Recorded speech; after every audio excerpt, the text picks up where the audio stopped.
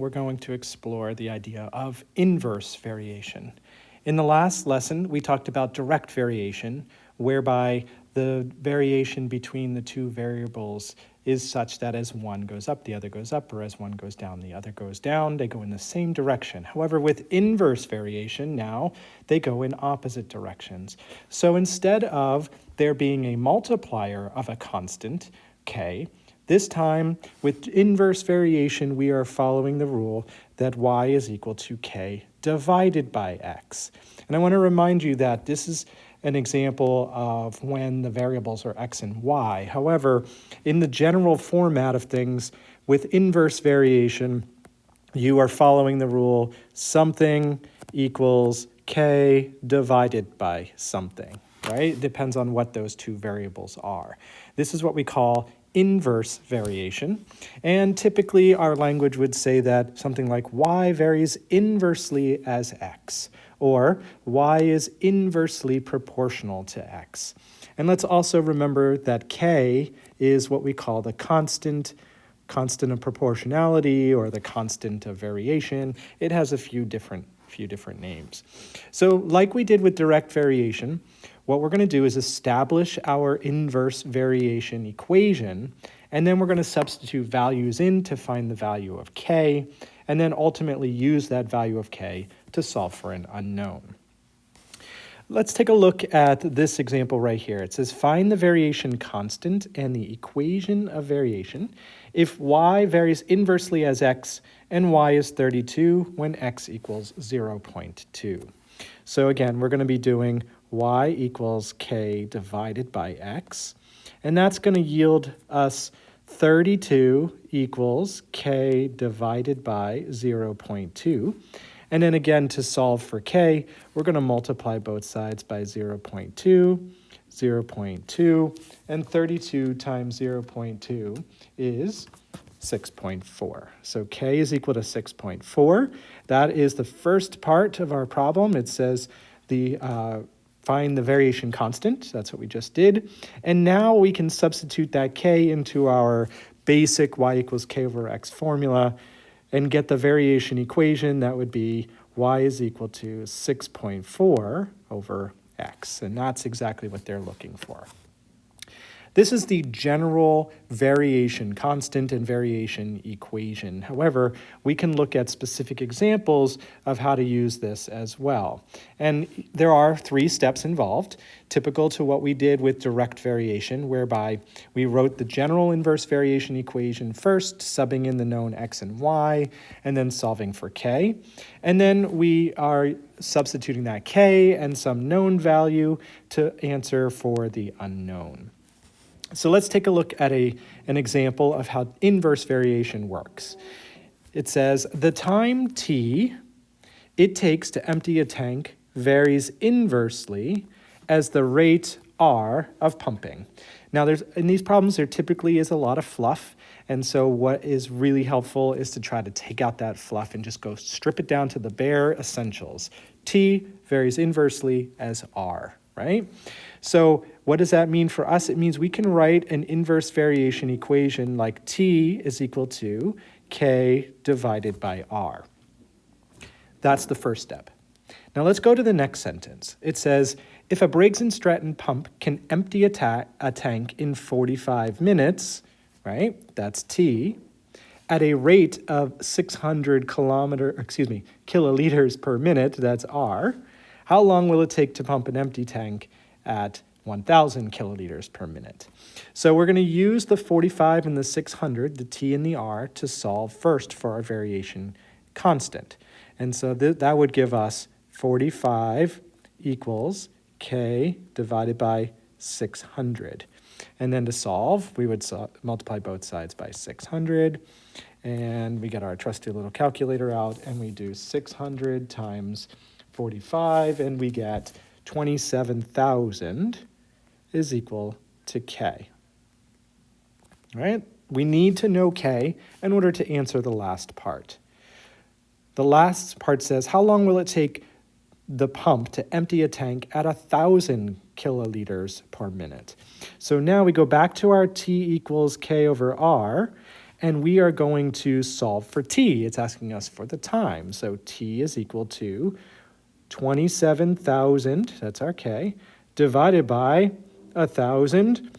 And hopefully you see that 27,000 divided by 1,000 is equal to 27. And the units on t is minutes. So 27 minutes to empty a tank at 1,000 kiloliters per minute. Again, 3 steps to the process. Step number 1, write the inverse variation equation. Step number 2, find the value of k. And then step number 3, substitute the k and the known value in to solve for the unknown. Don't forget about those units. Now that we understand direct and inverse variation, there are times when both of those types of variation are combined in one problem. And so when you combine, let's say, 2 variables together with direct variation, sometimes we refer to that as joint variation, or they are combined jointly. Okay? And then combined variation typically means that there's any more than 3 variables that are combined together through some direct or inverse variation. What you need to remember is that anytime things are varied directly, they are combined with multiplication of k. And when things are combined inversely, they are k divided by that variable. So let's take a look at how all of that gets put together. Let's look at this example right here where it says y varies directly as x and inversely as z. All right, so remember how directly goes, right? Y equals k times, so it's directly as x, so that's the directly as x part. And then the second part says inversely as z. So remember, inversely means k is going to be divided by, let me fix that up there, k is going to be divided by that variable. So now we have a situation where we have a direct variation and an inverse variation within one problem. That's called combined variation. Another way to say that similar thing is in the next example, where it says y varies jointly as x and z, okay? And I just want to remind you, jointly means directly. Jointly means directly as x and z, and inversely as the square of w, the square of w. So let's go ahead and get our variation equation in there. So y varies jointly, so that's k times x and z, right? So it varies jointly as x and z, and inversely as the square of w. So that would be divided by w squared. Now that we understand how we can put both direct and inverse variation together, let's look at a situation where that exists in real life. One last example here. It says the volume V of a given mass of gas varies directly as the temperature T and inversely as the pressure P. All right, so let's stop there. Volume V varies directly, so that would be K times, as the temperature T, and inversely, so that would be divided by, the pressure P. So there is our variation equation. We still need to follow the same rules, so we're going to have to find the value of K. So let's see what we can do here for K.